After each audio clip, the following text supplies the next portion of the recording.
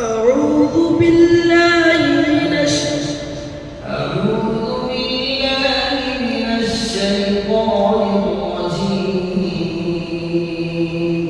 بسم الله الرحمن الرحيم.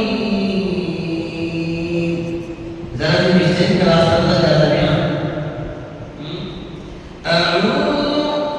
ये भी आपको नहीं सीख सकता है यही जाओ ना किसी को पहले ले जाओ